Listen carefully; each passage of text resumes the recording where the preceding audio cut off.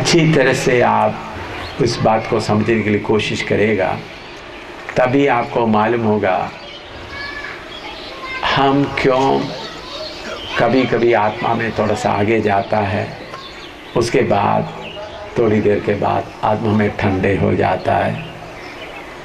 वो एक बात। दूसरा, अलग अलग तरीके से सुसमाचार शुरू कर रहा है। कुछ लोग गीतों के द्वारा सुसमाचार प्रचार करने के लिए कोशिश कर रहा है, कुछ लोग फिल्मों के द्वारा सुसमाचार प्रचार करने की कोशिश कर रहा है, कुछ लोग डांस वगैरह दिखाते हुए सुसमाचार प्रचार करने की कोशिश कर रहा है। ये सब क्यों हो रहा है? इसका कारण क्या है? वचन क्या बताता है?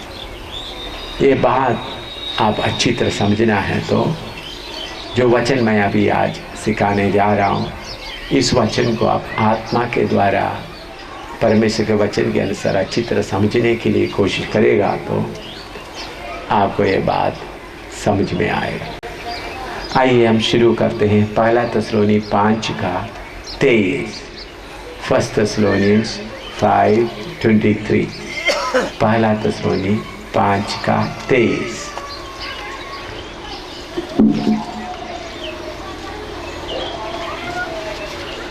शांति का परमेश्वर आप ही तुम्हें पूरी रीति से पवित्र करे और तुम्हारी आत्मा और प्राण और देह हमारे प्रभु यीशु मसीह के आने तक पूरे और निर्दोष सुरक्षित रहे। हाँ, मैं बहुत जल्दी भागता हुआ नहीं सिखाऊंगा, आस्था सिखाएंगे ताकि सब लोग ये बात को समझ सके। इधर में सब अपना बाइबल खोल कर देखे।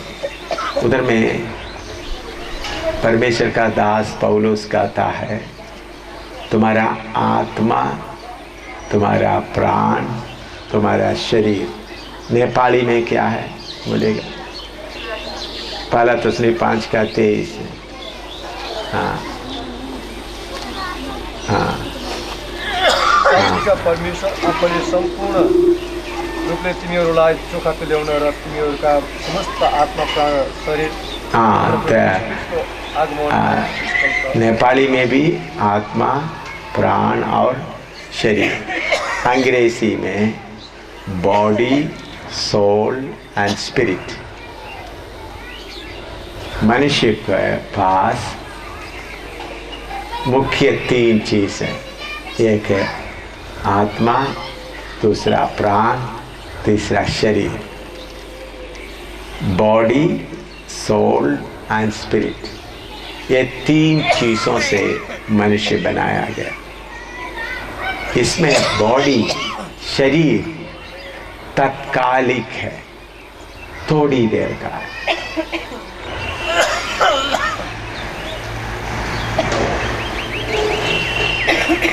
और ये शरीर, उसका बल थोड़ी देर के बाद घटता है, फिर मर जाता है, मिट जाता है। लेकिन आत्मा और प्राण कभी मरता नहीं है, अमर है। तो इसलिए इन चीज़ों के बारे में अच्छी तरह समझना बहुत जरूरी है। इसके साथ गलाती 5:24 पढ़िएगा। गैलेशियंस 5:24। गलाती 5:24।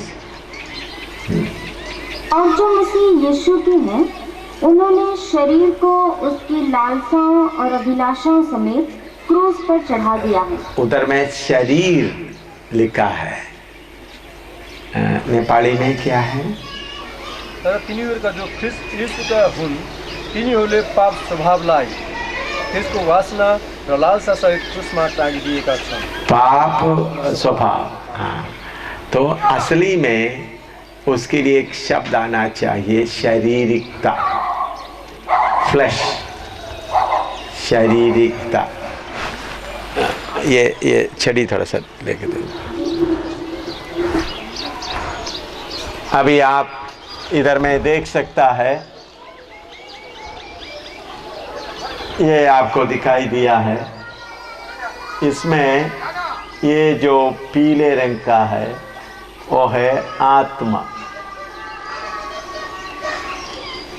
दूसरा जो काले रंग का जो दिखाई दे रहा है वो है प्राण। दूसरा ये जो हरे रंग का दिखाई दे रहा है वो है शरीर। अंग्रेजी में भी वही दिखाया है। ये स्पिरिट है, जो येलो रंग का है स्पिरिट, ब्लैक रंग का है सोल, और ग्रीन रंग का है बॉडी। तो मनुष्य के अंदर इधर में देखा शरीर लिखा है, शरीर, ये प्राण, तीसरा मनुष्य के आत्मा। इतना जो लिखना चाहते हैं लिखें। फिर लिख करके आप इधर बैठे हुए लोगों को दिखाई देता है ना, है? दिखाई देता है। तो फिर उसके बाद आगे मैं सिखाऊंगा। ये एक है शरीर, अंग्रेजी में उसके लिए बॉडी, प्राण उसके लिए अंग्रेजी में सोल, और आत्मा उसके लिए अंग्रेजी में स्पिरिट कहते हैं। दूसरा एक बात आएगा शारीरिकता, उसके बारे में बाद में मैं आपको बताऊंगा। अभी सबसे पहले मनुष्य के अंदर के आत्मा के बारे में हम देखते हैं। आत्मा, या अंग्रेजी में उसको बोलते हैं स्पिरिट। इस आत्मा में देखिए, आत्मा में तीन चीज है, विवेक, अंतर्ज्ञान और संगति। विवेक, अंतर्ज्ञान, संगति। अंग्रेजी में the spirit, conscience, intuition, fellowship. Conscience, intuition, fellowship. Hindi में विवेक, अंतर्ज्ञान और संगति। मनुष्य के हरेक के अंदर विवेक है, अंतर्ज्ञान है, संगति। नोट कर लो। Conscience, intuition, fellowship. ये बात अच्छी तरह आपको मालूम नहीं होगा तो आप हर बात के लिए धन्यवाद करेंगे। कुछ लोग नाच कर सुसमाचार सुना रहे हैं तो आप बोले हाँ हाँ देखो कितना अच्छा है। कुछ लोग फिल्म दिखाते हुए कुछ कर रहे हैं, आप बोले हो ये सबसे अच्छा है। कुछ लोग ड्रामा दिखाते हुए सेवा करते तो देखो लोगों का कितना समझ में आता है। तो शैतान इस इलाका में बहुत कार्य करते हुए बहुत माने बड़े बड़े सेवकों को गुमराह करके रखा हुआ है। बहुत बड़े बड़े सेवकों को जो दुनिया भर मानता है। तो सबको हम, कोई भी सेवक हो, इस वचन के तराजू में उसको तोल कर देखना है। किसमें तरोज के देखना है? उनके पास का धन दौलत देकर उनके पास में कितने लाखों लोग जाते हैं उसके अनुसार नहीं तोलना है। किसके अनुसार तोलना है? हर एक प्रभु के दास को परमेश्वर के वचन के तराजू में तोल कर देखना है। इसमें बहुत लोग हार जाता है। अगर समझ लो एक सेवक के पास 300 कलीसिया है, प्लेन में उनका अपना भी प्लेन है, अपना भी गाड़ी है, लाखों सेवक लोग उनके पीछे, तो लोग क्या बोलेंगे? देखो कितना महान सेवक। और फिर आप बोलेंगे इतना महान सेवक, परमेश्वर इनको आशीष नहीं देता तो ये प्लेन और इतना गाड़ियाँ, इतना धन दौलत, इतना सेवक उनके पास कहाँ से आ गया? तो हर सेवक को, मेरे बारे में भी मैं आपसे बताता हूँ, वचन के तराजू में, तराजू आप समझते हैं? तराजू बोलने से समझ में आता है? कितने लोगों तराजू शब्द हैं, नेपाल से आए लोगों को भी? हाँ। वचन के तराजू में तोल कर देखना है। वचन के तराजू में वो कहाँ है? बेलशस्सर के बारे में परमेश्वर कहता है, मैंने तकेल फारसी, मैंने तुमको तोल कर देखा, तुम कम निकला। इतना महाराजा 1100 राजाओं के साथ बड़ा भोजन कर रहा था। महाराजा, उसमें 1100 राजा भी उनके साथ है। इतने दुनिया भर का सबसे बड़ा महाराजा, लेकिन परमेश्वर बोलता है, मैंने तकेल फारसी, मैंने तुमको मेरे तराजू में तोल कर देखा, तुम कम निकला। इसलिए उस राजा को प्रभु ने उसी रात ही मारने दिया। प्रभु बड़े सेवकों को तोल कर देखता है, मुझे तोल कर देखता है, आपको भी तोल कर देखता है। इधर बैठे हुए एक एक को प्रभु अपना वचन के अनुसार तोल कर देखता है, सुना हुआ वचन के अनुसार। तो उस वचन के अनुसार में आप कैसे हैं? तो आत्मा, प्राण, शरीर, ये बात आप समय इस बात शैतान कोशिश करेंगे आपको नींद लाएगा, या आपको इधर बैठे बैठे दूसरा ख्यालात लेके आएंगे ताकि आप ये बात ना समझें। तो उस समय में यीशु मसीह का लहू के द्वारा उस विचारों के ऊपर जय पाना। अभी मनुष्य के अंदर कितना चीज़ है? आत्मा, प्राण और शरीर। अभी हम सबसे पहले आत्मा के बारे में। आत्मा में कितना चीज़ है? उधर भी 3 है, विवेक, अंदर ज्ञान और संगति, कॉन्शियंस, इंट्यूशन, फेलोशिप। अभी विवेक विवेक के बारे में हम पढ़ते हैं। विवेक इधर लिखा है, यह भले बुरे की पहचान कराने वाला अंग है। यह बुद्धि से प्रभावित नहीं होता है, यह अपनी ओर से ही सीधा न्याय करता है। कई बार यह हमारी सोच विचार की गई बातों का भी खंडन कर देता है। विवेक का कार्य प्राय निष्पक्ष एवं स्वतंत्र व सीधा होता है। यह बाहरी परिस्थितियों से प्रभावित नहीं होता है। यदि कोई मनुष्य गलती करता है तो उसका विवेक उसे दोषी ठहरा देता है। परमेश्वर मनुष्य से उसके विवेक के द्वारा बातें करता है। ये बाद में आप लोग लिख सकता है। अब ये चार्ट इधर रहेगा तो इसमें आप अच्छी तरह इसको लिख सकता है। अंग्रेज़ी में भी इसका लिखा हुआ है। जो लोग अंग्रेज़ी में लिखना चाहते हैं, अंग्रेज़ी में ये बात आप अपना नोटबुक में लिख सकता है। देखिए, विवेक हर एक मनुष्य के अंदर आत्मा में परमेश्वर दिया है, भले बुरे का पहचान। ये हमारे अंदर काम करता है ना, आपका अनुभव से मालूम है ना? बोलो, हैं? भले फुले, जो अच्छा है गलती है उसको पहचान करने के लिए परमेश्वर हमारे अंदर हर एक मनुष्य के अंदर विवेक दिया है ना? आपका अनुभव से मालूम है ना सबको? तो आप लोग मेरे साथ साथ चलना है, मैं जल्दी जल्दी नहीं जाऊंगा।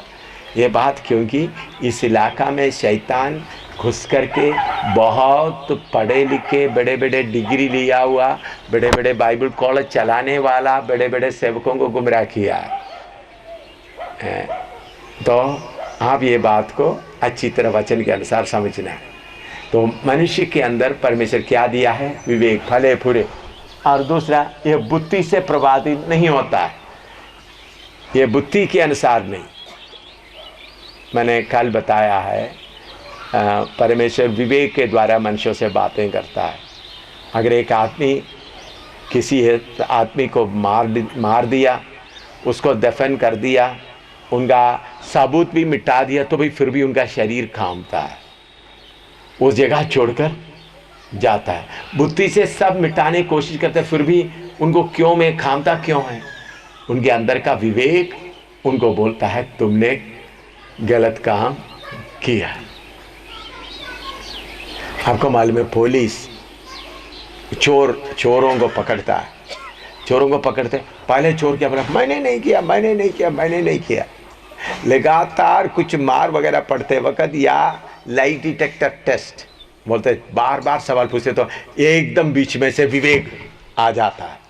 विवेक वो आ जाते वक्त उनका चेहरा क्या हो जाता है? खराब हो जाता है। आपने देखा होगा छोटे बच्चे, अभी छोटे बच्चे टेबल में से उनको बोला था बेटे ये समझ लो ये पेन है, छोटा बच्चे को पेन अच्छा लगा, आप देखा होगा शायद, वो पेन ले लिया तो एकदम उनका हंसता हुआ चेहरा कैसा हो जाता है? आप लोग देखा है? बोले तुमने लिया? नहीं नहीं नहीं नहीं लिया, जेब के अंदर छिपा के रखा, लेकिन चेहरे में देखने से आपका मालूम होता है, तुम्हारा चेहरा बोलता है तुमने, ऐसा मालूम होता है ना? है? छोटे बच्चों के अंदर भी प्रभु ने ये विवेक दिया, ये बुद्धि से प्रभावित नहीं होता। दूसरा, यह अपनी ओर से ही सीधा न्याय करता है, अपनी ओर से सीधा बताता है, और कई बार ये हमारी सोच विचार की गई बातों का भी खंडन कर देता है। कभी चोरी कर दिया, चोरी करने के बाद चीज़ें ले जाकर छुपा कर प्लान बनाकर कर दिया, तो अचानक पढ़ते हाँ निकाल ले लिया करके बोल देते, पहले प्लान बनाया मैं ऐसा बोलूँगा, मैं ऐसा बोलूँगा, मैं ऐसा बोलूँगा, उनको बताने नहीं दूंगा ऐसा करके, लेकिन अचानक क्या हो जाता है? बाहर से निकल जाता, निकलता नहीं निकलता है कितने बार।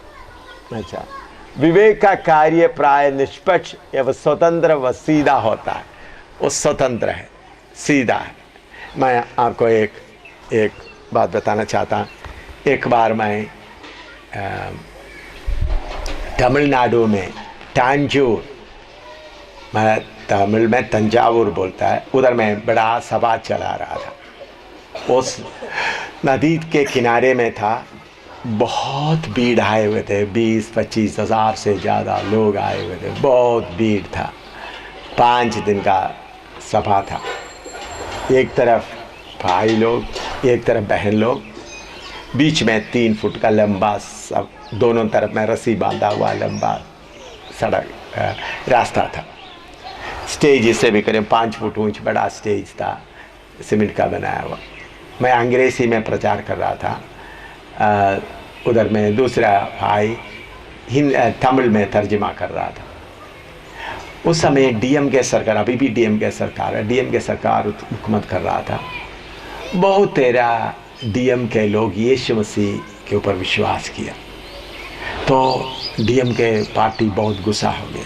हिंदू लोग, उन लोग चौथा 5 दिन का मीटिंग था, चौथा दिन मैं स्टेज में खड़ा होकर प्रचार करते वक्त स्टेज की ओर पत्थर फेंका, पत्थर मारा, तो पीछे एक बहुत बड़ा दीवार था सीमेंट का, पत्थर जाकर दीवार को टक्कर के, मुझे लगता नहीं, उसका छोटा छोटा टुकड़ा मुझे लगता था। मैं क्या करता था, तर्जुमा करने वाले को मेरे पीछे करते हुए मैं अंग्रेजी में बोलता था, वो पीछे, तो ताकि तर्जुमा करने वाला डर ना जाए। वो लोग 10-15 मिनट चौथा दिन पत्थर मारा, फिर भी मैं मीटिंग चलता रहा, मीटिंग रोका नहीं। 5वां दिन मैं इधर बीच में खड़ा होकर प्रचार कर रहा, तो एक बहुत बड़े मोटा सा आदमी, लंबा चौड़ा है, स्टेज से पीछे से दौड़ कर आ रहा है स्टेज की ओर। अभी इधर सुनिएगा, हाँ, बाद में आपको लिखने के लिए मौका देंगे, क्योंकि विवेक के बारे में आप समझना है, उसके लिए वो पीछे से दौड़ कर आ रहा है। तो उन्होंने बोला, मैं 63 लोगों को मार डाला है, आपको भी मार डालने के लिए लाया है, मुझे मार डालने के लिए वो लोग लाए हैं। वो लोग 10,000 रुपया उनको बोला था, 5,000 उनको दे दिया था। 5,000 रुपया उनके जेब में रखा हुआ था। वो मैंने 63 लोगों को मार डाला है, तुमको भी मार डालने के लिए ले आया है। वो सबके सामने 5,000 रुपया में स्टेज के ऊपर ऐसा फेंक दिया, बंडल जो। तो मैंने सोचा 63 लोगों को, 63 लोगों को मार डाला हुआ आदमी कैसा जीवित रहता है। तो मैंने बोला देखो भाई, मुझे आपकी बात पूरा विश्वास करना मुश्किल है, इतने लोगों को मार डालने के बाद आप कैसा जिंदा रहता है। तो मैं उनके सिर पे हाथ रख के प्रार्थना किया, इधर देखिए, सिर के ऊपर प्रार्थना किया। मैंने बोला इसको पीछे ले जाओ, बाद में प्रचार खत्म होने के बाद में बात करूँगा। तो प्रचार खत्म हो गया। मैंने उनसे पूछा भाई आप 63 लोगों को कैसा मार डाला। उन्होंने बोला मैं पॉलिटिकल लीड डीएमके पार्टी का आदमी हूँ, कभी मुझे पुलिस का वर्दी पहना देता है, कभी कोई साधु का वर्दी पहना देता है। जब भी मैं किसी को मार डालने के लिए बोलता है मैं मार डालता हूँ, तो फिर पार्टी मुझे बचाता है। आपको भी मार डालने के लिए मुझे लेके आया, मुझे 10,000 रुपया देंगे, मुझे ले जाने का काम पार्टी का है, सरकार करता है। तो मैंने बोला अगर प्रभु आपको माफ़ करेगा तो आप क्या करेंगे। उन्होंने बोला मैं जाकर पुलिस थाने में अपने आप को हवाला करेंगे। तब मुझे मालूम हो गया उनके विवेक में काम प्रभु ने किया है। मैं उनके सिर में हाथ रखकर प्रार्थना किया। बाद में सवेरे मैं रात भर पूरा रोता रहा। सवेरे मैंने देखा तो एक छोटा बच्चे की तरह, लड़के की तरह उनका चेहरा हो गया, रो रहा था। मैंने उनके लिए प्रार्थना किया, उन्होंने यीशु मसीह को कबूल किया, पर उनको आत्मा से भी भर दिया। उसके बाद मुझे दूसरा जगह में जाना था, पुलिस थाने में गया। तो पुलिस थाने में जब गया तो ये जो 25,000 से ज़्यादा लोग थे, मेरे गले में भी माइक था और पूरा, तो इन्होंने ये जो 5 आपको मार डालने आया ये बात माइक में सब जगह सुन गया। तो मिनिस्टर लोग पुलिस थाने में फ़ोन किया, ये पागल हो गया है, इन्होंने जो बोलता है इसमें कोई सच्चाई नहीं है। तो पुलिस थाने में गया तो पागल तुम क्यों इधर क्या बोलते, तुम्हारे बातों में हम कोई विश्वास नहीं करते। कोई उन्होंने केस नहीं लिया। लेकिन बाद में उन्होंने 5 जगह में उनको मालूम था, उन्होंने घरों में जाकर लोगों को मार डाला। वो घरों में जाकर उन्होंने बोला देखो तुम्हारे आदमी को मैंने मार डाला, पुलिस कोई केस नहीं कर रहा है और मुझे सज़ा देना तो सज़ा दो। मैं यीशु के पीछे चलने वाला बन गया, यीशु ने मुझे माफ़ किया। उन लोग भी उनको माफ़ कर दिए। तो मैं क्यों बोलता, 63 लोगों को मार डाला हुआ आदमी इतना देर तक उनका विवेक को क्या करता रहा, दबाता रहा। मुझे भी मार डालने के लिए आए थे, 5,000 रुपया उनका जेब में था और 5,000 मार डालने के बाद उनको मिलना था। फिर भी उनको विवेक, उनको क्या किया, जिन्होंने उनको मार डालने के लिए किया उनके सामने ही चिल्लाकर बोलने लगा।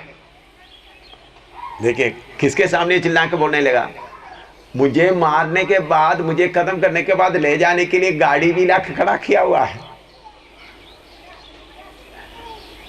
एक बार जम्मू में मुझे मार डालने के लिए एक वकील और 5 लोग इकट्ठा प्लान बनाकर आ गए।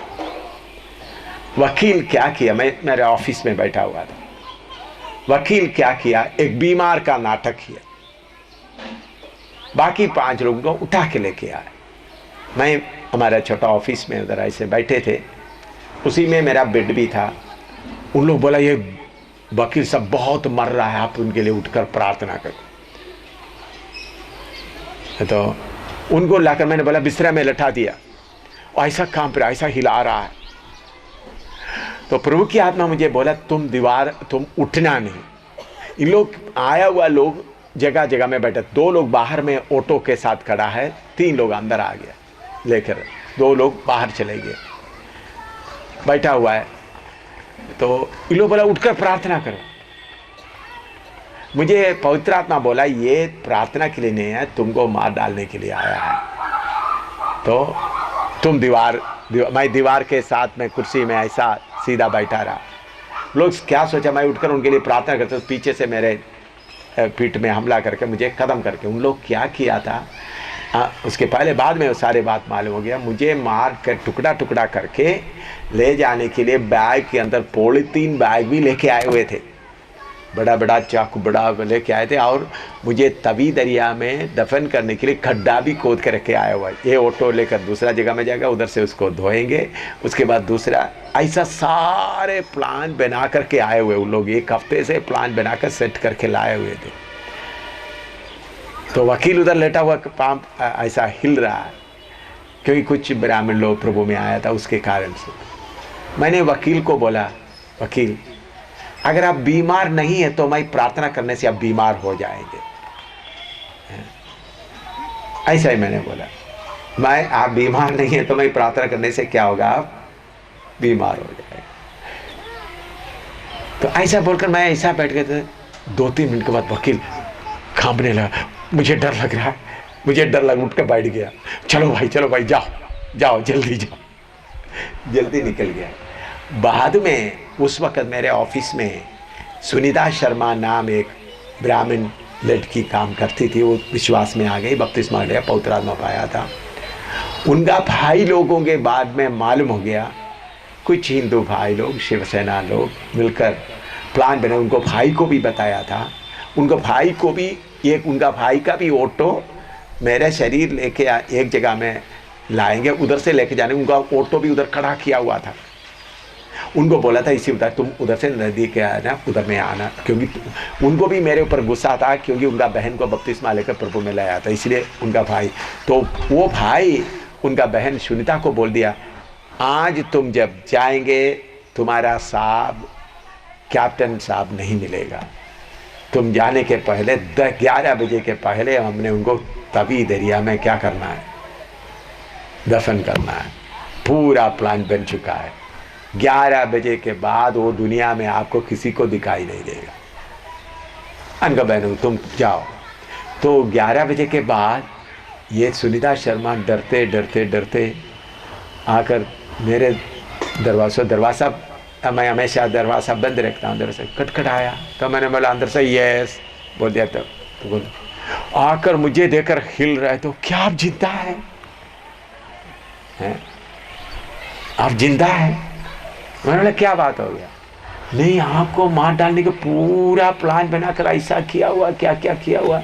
हाँ ठीक है, तो कुछ घटना हुआ था, ये पूरा प्लान मुझे मालूम नहीं था, लेकिन ये बात मालूम हुआ। तो मैं बोलने का मतलब क्या है, इधर में विवेक क्या है, बुद्धि से प्रभावित नहीं होते। वो लोग कितना बुद्धि बना करके आया, फिर भी वकील साहब बीमार के, तब कोकर नाम है वकील का नाम, वो अभी भी जिंदा है। अभी भी मुझे मार डालने के आया हुआ में से जो लोग आया अभी भी जिंदा है। सब लोग नहीं, 4-5 लोग अभी भी जिंदा है, मरा नहीं है। तो कोकर अभी भी वकील का काम करता है। मैंने उनके खिलाफ कोई केस वगैरह कुछ नहीं लिया, मुझे ऐसा करने का ज़रूरत ही नहीं है। अभी मुझे देख बहुत डरता है। जम्मू हाई कोर्ट का वकील है, वो अभी भी है, अभी भी जम्मू में हाई कोर्ट का वकील है। तो मैं क्यों बोलता है, इतना वकील साहब लोग झूठ बोलने के लिए कितना जज के सामने भी उन लोगों को क्या करता है, उल्टा पढ़ाता है। लेकिन विवेक के सामने आ गया तो वकील साहब ही क्या हो गया, कांप गया। तो मैंने क्यों, तो मनुष्य के अंदर, मनुष्य के आत्मा में परमेश्वर ने क्या दिया हुआ है, विवेक। और दूसरा, मनुष्य यदि कोई मनुष्य गलती करता है तो उसका विवेक उसे दोषी ठहरा देता है। यही बात मैंने आपको बताया। मुझे मार डालने के लिए आया, मैंने 2 घटना आपको बताया। वो दूसरे किसी का मैंने उधार लेकर नहीं बोला, मेरे जीवन में सीधा आया हुआ बात मैं बताता हूँ। उनका विवेक उनको क्या करता है, दोषी ठहराता। पिछले दिनों में मेरे दफ्तर से कोई चोरी हुआ अलमारे से, तो मुझे मालूम हो गया उन्होंने चोरी किया।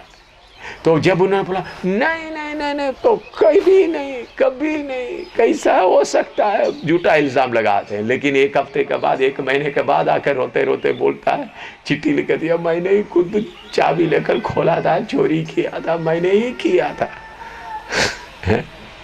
मैंने ही किया था। तो विवेक ऐसा है, गलती करता है तो उसका विवेक उसे दोषी ठहरा देता है। परमेश्वर मनुष्य से उसका विवेक के द्वारा बातें करता है। विवेक हर मनुष्य को है। समझ में आया? अच्छा, दूसरा है अंतर ज्ञान। अंतर ज्ञान ये तुरंत अंतर ज्ञान देने वाला अंग है। इस अंग को परमेश्वर व शैतानी आत्मिक जगत दोनों इस्तेमाल करते हैं। अंतर ज्ञान के द्वारा ही परमेश्वर की पहचान होती है। मनुष्य के अंदर आत्मा में अंतर ज्ञान या परमेश्वर की आत्मा से बातों को पहचानने का, या शैतान की आत्मा, जो यीशु मसीह के साथ चलने वालों को कौन सा आत्मा काम बात करता है? परमेश्वर की आत्मा। जो यीशु मसीह के पास आकर उद्धार नहीं पाया, उनके साथ कौन सा आत्मा बात करता है? दुष्ट की आत्मा। ये दोनों अंतर ज्ञान में बातें करता है। तीसरा संगति, इससे परमेश्वर के साथ भी संगति कर सकता है, वह शैतान की। देखिए इधर में आप देखा, विवेक आत्मा में कौन सा जगह है? विवेक है और अंतर ज्ञान, तीसरा क्या है? संगति। तो दुष्ट की आत्मा या परमेश्वर की आत्मा आकर किधर संगति करता है? मनुष्य के आत्मा में संगति के जगह में आकर बातें कर संगति करता है। दुष्ट की आत्मा भी आ सकता है, परमेश्वर की आत्मा भी आ सकता है। तो उद्धार पाए हुए लोगों के अंदर दुष्ट की आत्मा आ सकता है? हैं? नहीं आ सकता है? चलते चलते मैं आपको वचन से दिखाऊंगा। कभी कभी हमारे दिल के अंदर में हो जाता है, उद्धार पा लिया, मेरे अंदर का आत्मा सही है। भाई नहीं, मैं परमेश्वर के वचन से आपको लेकर दिखाऊंगा।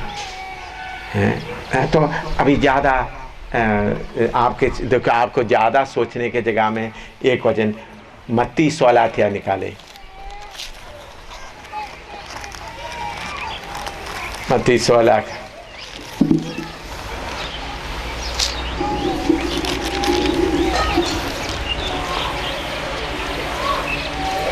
उसका 13 से लेकर 23 तक पढ़िएगा। मत्ती 16 का 13 से 23 तक। मत्ती 16 का 13 से 23 तक। मैथ्यू 16 13 to 23 पढ़िएगा। यीशु कैसरिया फिलिप्पी के देश में आकर अपने चेलों से पूछने लगा कि लोग मनुष्य के पुत्र को क्या कहते हैं। उन्होंने कहा, कितने तो यूहन्ना बपतिस्मा देने वाले कहते हैं, और कितने एलिया, और कितने यिर्मयाह या भविष्यद्वक्ताओं में से कोई एक कहते हैं। उसने उनसे कहा, परंतु तुम मुझे क्या कहते हो? शमौन पतरस ने उत्तर दिया कि तू जीवते परमेश्वर का पुत्र मसीह है। यीशु ने उसको उत्तर दिया कि हे शमौन योना के पुत्र, तू धन्य है, क्योंकि मांस और लहू ने नहीं, परंतु मेरे पिता ने जो स्वर्ग में है यह बात तुझ पर प्रकट की है। और मैं भी तुझसे कहता हूँ कि तू पतरस है, और मैं इस पत्थर पर अपनी कलीसिया बनाऊंगा, और अधोलोक के फाटक उस पर प्रबल ना होंगे। मैं तुझे स्वर्ग के राज्य की कुंजियां दूंगा, और जो कुछ तू पृथ्वी पर बांधेगा वह स्वर्ग में बंधेगा, और जो कुछ तू पृथ्वी पर खोलेगा वह स्वर्ग में खुलेगा। हाँ, बस इतने बातें हम पढ़ते समय में बहुत तेरे बातों को कौन पतरस को समझाया? परमेश्वर की आत्मा। और उसके नीचे का पढ़िएगा। तब उसने चेलों को चिताया कि किसी से ना कहना कि मैं मसीह हूँ।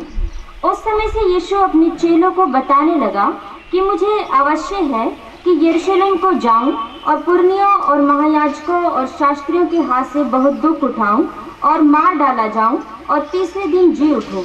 इस पर पतरस उसे ले जाकर झिड़कने लगा कि हे प्रभु, परमेश्वर ना करे, तुझ पर ऐसा कभी ना होगा। उसने फिर कर पतरस से कहा, हे शैतान। पतरस को क्या बोल रहा है परमेश्वर? पहले परमेश्वर थोड़ी देर पहले कौन उनको क्या दिया था? आशीष दिया था। अभी परमेश्वर क्या बोलता है? परमेश्वर प्रभु यीशु मसीह झूठ बोलता है? देखा, उद्धार पाया हुआ यीशु के साथ चेले के दिमाग के अंदर कौन आ गया? कौन आ गया? शैतान है। ये बात बहुत पास्टरों को मालूम नहीं होता, बहुत सेवकों को ये बात मालूम है। सेवक तो सिर्फ मेरा दिमाग में जो जो आते हैं सब परमेश्वर की तरफ से है। बाद में जाकर हर के शैतान की बंदे बनने के बाद मालूम हो जाता है कि मैं कहाँ फंस गया। देखो, यीशु मसीह के साथ साथ चलने वाला, जिन्होंने यीशु मसीह को पहचाना, वही पतरस के दिमाग में कौन आ गया? बोलो। या प्रभु यीशु मसीह ऐसा ऊपर ही ऊपर है? भाई, बहुत तेरा पास्टरों के अंदर शैतान घुसा हुआ है, बहुत तेरा प्रचारकों के अंदर शैतान घुसा हुआ है। इसलिए मैं बोलता हूं, एक केक को परमेश्वर के वचन के अनुसार तोल कर देखना, बाहर के उनका सब बातों को देखते हुए नहीं। एक केक को प्रेरितों का काम 3रा अध्याय निकाले, 5वां अध्याय निकाले।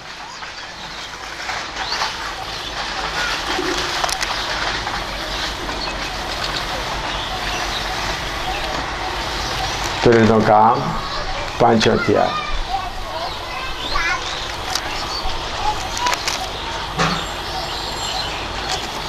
उसका पहला ऐसे लेकर पढ़िएगा। और हनन्याह नाम एक मनुष्य और उसकी पत्नी सफीरा ने कुछ भूमि बेची और उसके दाम में से कुछ रख छोड़ा, और यह बात उसकी पत्नी भी जानती थी, और उसका एक भाग लाकर प्रेरितों के पांव के आगे रख दिया। परंतु पतरस ने कहा, हे हनन्याह, शैतान ने तेरे मन में यह बात क्यों डाली है कि तू पवित्र आत्मा से झूठ बोले और भूमि के दाम में से कुछ रख छोड़े? जब तक वह तेरे पास रही, क्या तेरी ना थी? और जब बिक गई तो क्या तेरे वश में ना थी? तूने यह बात अपने मन में क्यों विचारी? तू मनुष्य से नहीं परंतु परमेश्वर से झूठ बोला। ये बातें सुनते ही हनन्याह गिर पड़ा और प्राण छोड़ दिए। हाँ, देखिए, इधर देखिए। हनन्याह, बाकी सब लोग प्रभु के लिए आगे बढ़ते समय उन्होंने भी प्रभु के मर्जी के अनुसार आगे जाना चाहा। इन्होंने किसी का चोरी कर नहीं लाया था, अपना जमीन बेच कर लाया। देखो, अपना जमीन बेच कर लाना है तो समर्पण कितना होना चाहिए? बोलो।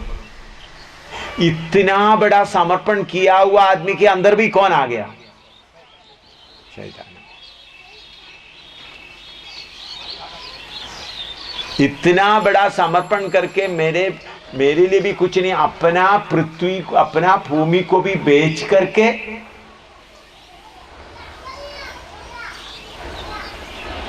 प्रभु के पास है, उसके अंदर भी कौन आ गया? शैतान। इसलिए पौलुस कहता है, 2 कोरिन्थी 10:3-4-5 पढ़िएगा।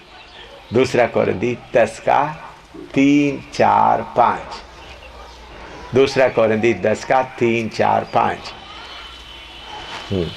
क्योंकि यद्यपि हम शरीर में चलते फिरते हैं तो भी शरीर के अनुसार नहीं लड़ते, क्योंकि हमारी लड़ाई के हथियार शारीरिक नहीं पर गढ़ों को ढा देने के लिए परमेश्वर के द्वारा सामर्थी है।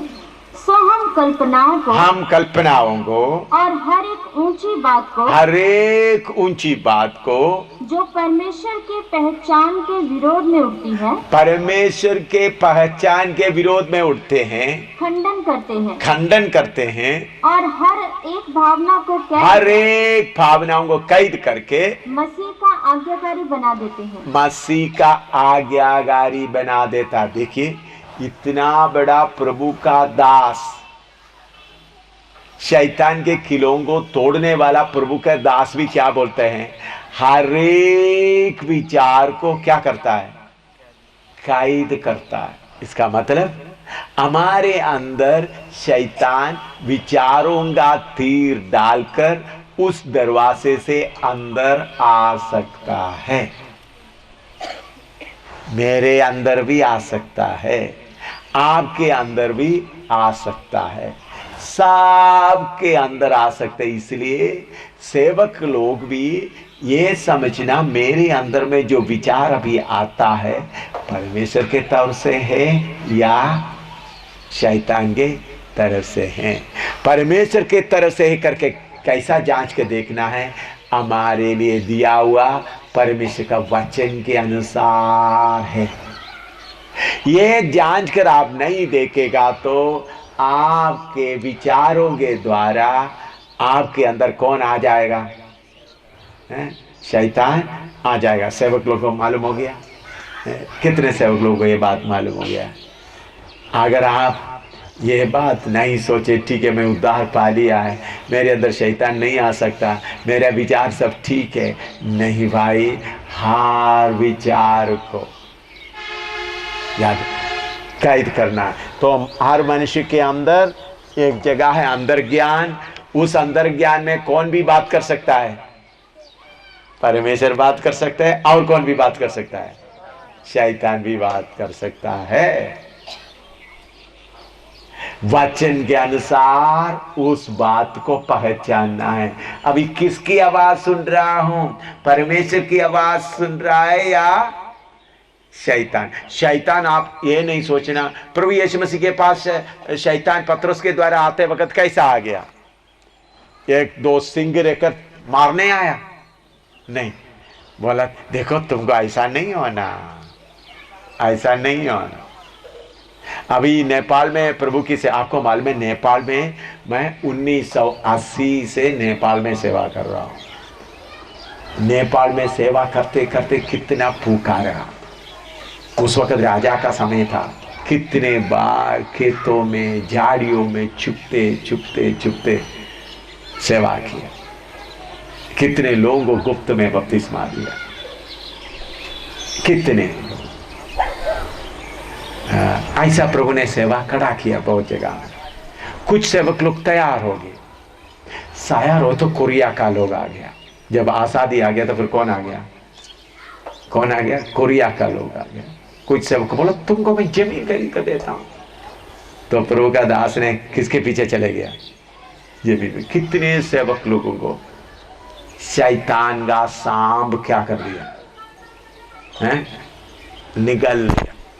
उनको देखकर मुझे दुख होता है, लेकिन फिर भी उनको वचन सिखाया गया था, वचन मालूम था, उनके लिए बहुत तकलीफ उठाया था, फिर भी उन्होंने वचन के लिए अपना ध्यान नहीं दिया। संसारिक बातें। तो कोरिया का शैतान कोरिया के लोगों के बीच में से आ गया। तुमको क्या खरीद के देंगे? हैं? जमीन खरीद के देंगे, गाड़ी खरीद के देंगे, ले गए। यीशु मसीह के पास शैतान क्या आ गया? यीशु मसीह पतरस के द्वारा तुमको ऐसा कष्ट ना हो। हमेशा याद रखना, अच्छी तरह से सुने, आपके शारीरिक बातों के लिए मदद करने के लिए जो कोई आता है उसको शैतान भेजता है। आपकी शारीरिक बातों के वायदा लेकर जो कोई आता है उसको शैतान भेजता है। मैं तीसरे बार बोलता हूं, जो कोई आपको पैसा या मदद के लिए लेकर आता है, आपको सेवक बनाने के लिए आता है, परमेश्वर नहीं भेजता बल्कि शैतान भेजता है। सबूत क्या है? प्रभु यीशु मसीह इस दुनिया छोड़कर जाते समय एक नया पैसा भी छोड़कर नहीं गए। पतरस बोलता है क्या है? हमारे पास सोना चांदी नहीं, जो हमारे पास उनको देता। जो कोई पैसा लेकर आते तो सेवकों को खरीदता है, खरीद कर क्या करता है, अपना बिजनेस धंधा बनाते। तुम भी नरक में जाएगा, वो भी नरक की आग में तड़पेगा। ये हल्लेलुया बोलते हुए किधर पढ़ाएगा, हैं? हल्लेलुया बोलते हुए किधर? नरक की आग में। कोरिया में आकर डांस करता है, ड्रामा करता है, सब शैतान के भेजा हुआ है, परमेश्वर का नहीं। शैतान से भेजा है। मैं बोलता हूं, जब नेपाल में इतना मुसीबत हो रहा था, राजा तंत्र था, उस वक्त ये लोग कहां थे? मैं नेपाल में कितने जगह जगह घूमते घूमते, जंगल में भी जगह जगह में डूब चुकते हुए चलते वक्त एक बार मुझे 3 दिन कुछ खाने का नहीं मिला था। आखिरी में एक जगह में गए, उधर में जाकर टिया तुलुंग के पास, तीसरा दिन तुलुंग 18 बार जेल में गया हुआ था, अभी इस दुनिया छोड़ के चले गए। मैं 3 दिन नेपाल में कोई खाना नहीं, कुछ नहीं, एक जब, क्योंकि शहर में नहीं जा सकता, देखेगा तो पकड़ेगा। विराटनगर में मुझे कितने बार पकड़ने आए, तो इसलिए निकल गए। तो टिया तुलुंग के पास में उधर जाकर मैंने बोला, भाई तुलुंग, मैं अभी 3 दिन हो गया कुछ खाना नहीं खाया, मेरे पास थोड़ा कुछ पैसा है, थोड़ा सा कुछ चावल का बंदोबस्त करो। उन्होंने कुछ चावल वगैरह, मैं बोला भाई मैं सोया भी नहीं, तो उन्होंने अंदर कमरे में मुझे सो जाओ, तो मैं सो रहा था, तो फिर उन्होंने जगह है, खाना तैयार हो गया, तो टेबल में खाना रखा था, मुर्गी वगैरह बनाया हुआ था, अच्छा अच्छा खुशबू आ रहा, खूब पेट में दर्द, भूख भी है। हाथ धोने के लिए उन्होंने पानी लेकर हाथ धोके तो 2 पुलिस आ रहा है, गए उनके जो चारों तरफ ये झाड़ी का बाट बनाया हुआ था, बाहर उसका बाहर 2 पुलिस आ रहा है। तो बोला ब्रदर अभी भागो, नहीं तो बस। तो मैंने कहाँ जाऊँ? तो उन्होंने बोला देखो इधर से निकलो, उधर लैट्रिन का जगह है, उधर से निकल जाओ बस स्टैंड में। उधर से आकर बना चावल का ये कुछ इतना भी नहीं खाया, उधर से भागा। मेरा अनुभव बोल रहा, और किसी का लेकर नहीं बोल रहा। ऐसा नेपाल के लिए ऐसा नहीं, कितने बार कीमत दिया है, इसलिए अधिकार से बोल रहा हूँ। मैं नेपाल के लिए कीमत देने के बाद बोल रहा हूँ, ऐसा नहीं मैं इधर उधर से ऐसा आया नहीं, पैसा लेकर नहीं आया, मेरा पसीना बहाया यीशु मसीह के कारण। तो आजकल आता है, हाँ सेवक हो जाओ, तुमको 300 देंगे, तुमको 500 देंगे, मकान बना कर, सबको शैतान ने भेजा, शैतान ने भेजा। इसमें परमेश्वर का कोई संबंध नहीं। परमेश्वर का नाम लेकर कौन आता है? नाम लेकर अगर परमेश्वर ने भेजा तो सेवा करो भाई, पैसा क्यों बांटता है? सेवा करो, जीवन दिखाओ, सेवकों को क्यों खरीदता है? मेरे प्यारो, ये सब झूठ का मार्ग है, झूठ का धंधा है। आप लोग सोचेंगे परमेश्वर के तरह से है, नहीं। अगर ऐसा होता तो मैं रो रहा था, प्रभु इस हालत में अभी क्यों प्रभु इतना गड़बड़ होने दे रहा है? माओवादी एक तरफ से आ रहे हैं, तो अभी ये पैसा का मदद करने वाला अभी किधर जाएंगे? हैं? अभी उन्होंने अपना अच्छा होटलों में, अच्छा मकान में छुप कर रहेंगे, और कोई धंधा करे। ओ भाई हम यीशु मसीह का कोई धंधा नहीं कर रहा, हम इधर में और तरह से आया है। मेरे प्यारो, मैं आपको बताता हूं, मनुष्य की आत्मा में संगति का जगह है और अंदर ज्ञान का जगह है। उधर में कौन भी बात कर सकता है, परमेश्वर भी बात कर सकता है, शैतान भी बात कर सकता है। कौन बात करता है मालूम करना, परमेश्वर बात करता है मालूम करना है, शैतान बात करता है। परमेश्वर बात करता है तो बात किधर से, किसके अनुसार होगा? परमेश्वर के वचन के अनुसार। और संगति, शैतान आकर क्या करता है? संगति करता है। शैतान के पास भी बहुत शक्ति है भाई, शैतान बहुत अन्य भाषा बोलता है, बहुत अद्भुत काम करता है। शैतान अद्भुत काम करता है, नहीं करता है? नहीं तो प्रभु यीशु मसीह क्यों ये बात बोला? मत्ती सुसमाचार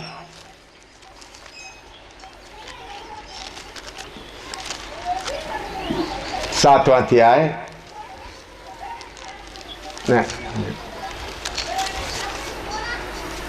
हाँ 7वां अध्याय 22 से 23 तक पढ़िएगा। मत्ती 7 का 22 से 22 और 23, ना 21 से 23 तक पढ़िएगा। मत्ती 7 का 21 से 23 तक पढ़िएगा। जो मुझसे हे प्रभु कहता है, उनमें से हर एक स्वर्ग के राज्य में प्रवेश ना करेगा, परंतु वही जो मेरे स्वर्गीय पिता की इच्छा पर चलता है।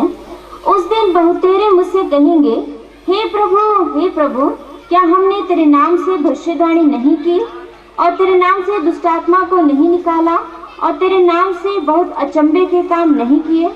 तब मैं उसे खुलकर कह दूंगा कि मैंने तुमको कभी नहीं जाना। हे कुकर्म करने वालों, मेरे पास से चले जाओ। देखिए, लोग आकर बोलते तेरे नाम से बीमारों को चंगा किया, तेरे नाम से भूतों को निकाला। प्रभु यीशु क्या बोलते हैं उनको? मैं तुमको कभी जाना ही नहीं। इन्हीं दिनों में बहुत तेरा सेवक लोगों को शैतान भी भेजा है, ताकि असली सेवा को क्या करे? बर्बाद करे।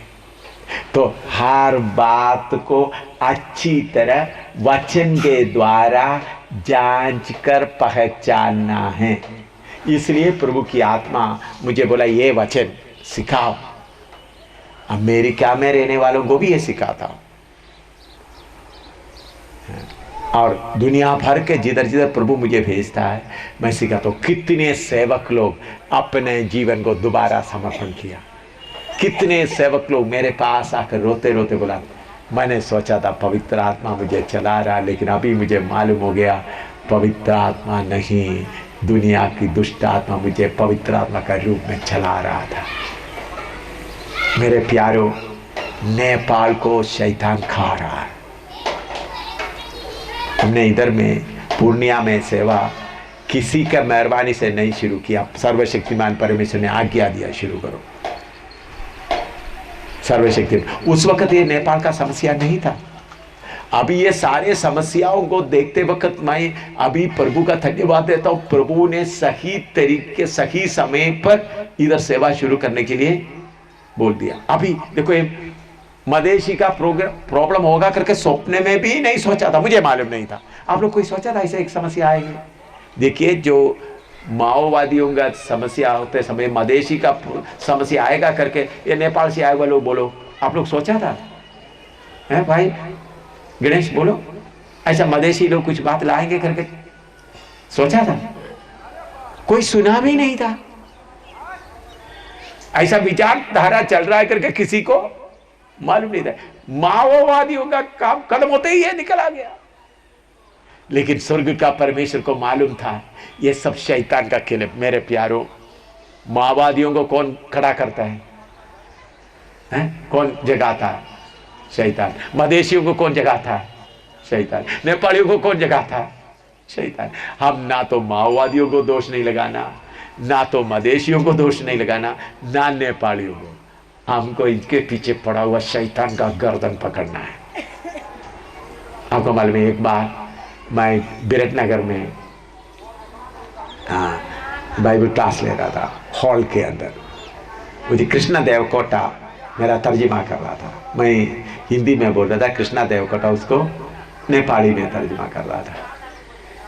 तो मैं ऐसा बाइबल क्लास लेते दिन के समय 10-11 बजे का समय, हॉल के अंदर दरवाजे में सोने के जैसे चमकदार सांप आकर ऐसा खड़ा हो गया। मैं देख रहा, जैसा अभी आप लोग बैठा आपको देख रहा है, तो मैं आंखों से, मेरे ये आंखों से देख रहा, तो ऐसा देख रहा, ऐसा ऐसा हिल रहा है। तो उसके बाद फू कर दिया, एकदम मेरे साथ खड़ा। मैं उस वक्त खड़े होकर तर्जुमा कर रहा, प्रचार कर रहा था। कृष्णा देव कोटा मेरा साथ में खड़ा होकर तर्जुमा कर रहा था। एकदम कृष्ण देव कोटा नीचे गिर गया, नीचे गिर गया एकदम।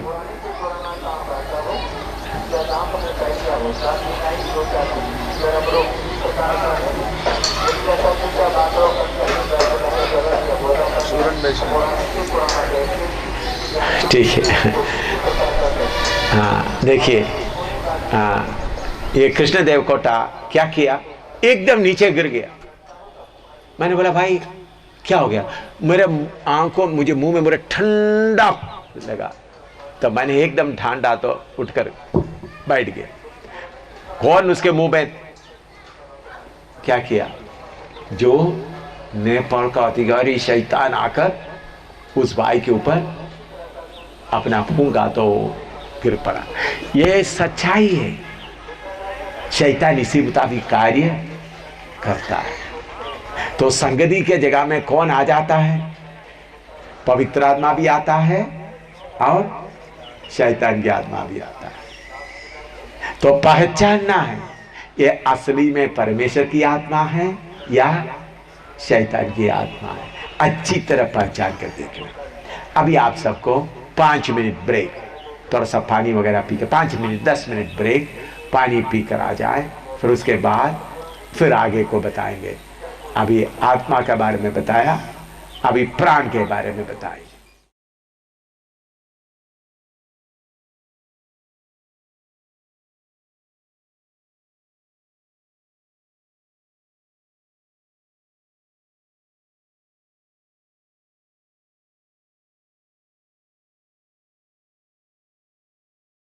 में आत्मा के बारे में सीखा। अभी नेक्स्ट है प्राण या सोल। इधर में हम देखते हैं प्राण। प्राण में क्या क्या है, एक है निर्णय का शक्ति, दूसरा है बुद्धि, तीसरा है भावना। अंग्रेजी में देखते समय में the will, the mind, the emotion. The will, the mind, emotion. प्राण में एक है निर्णय शक्ति। इधर में लिखा है, आप पढ़ सकते हैं, यह एक स्वतंत्र अंग है जो कार्य करने या ना करने का निर्णय लेता है।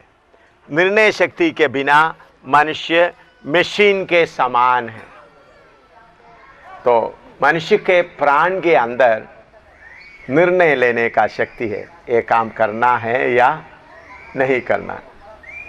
अगर निर्णय लेने का शक्ति नहीं है तो मनुष्य एक मशीन की तरह, मान लो आप पंप चला रहा है, पंप के अंदर निर्णय लेने का शक्ति नहीं है, टैंक भर गया तो भी पंप क्या करता रहेगा, चलता रहेगा।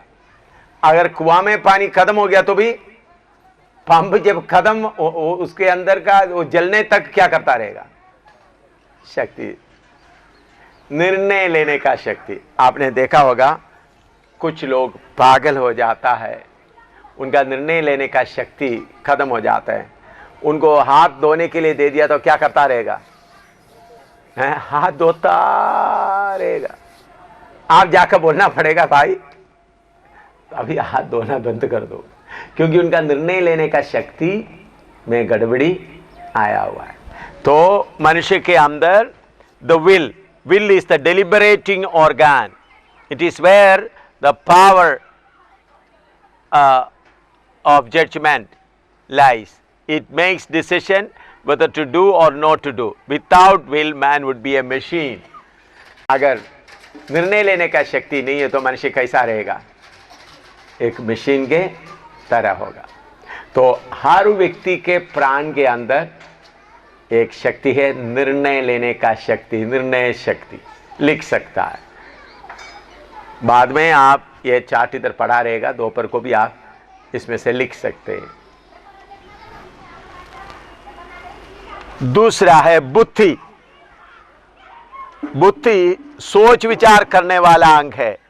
हमारी मानसिक क्षमता, ज्ञान आदि सब कुछ इसी में है। बुद्धि के बिना मनुष्य पूर्ण रूप से मूर्ख है। मनुष्य के अंदर बुद्धि है। इधर में लिखा है the mind is the thinking organ, it is our intellect, our intelligence knowledge and everything with mental capacity.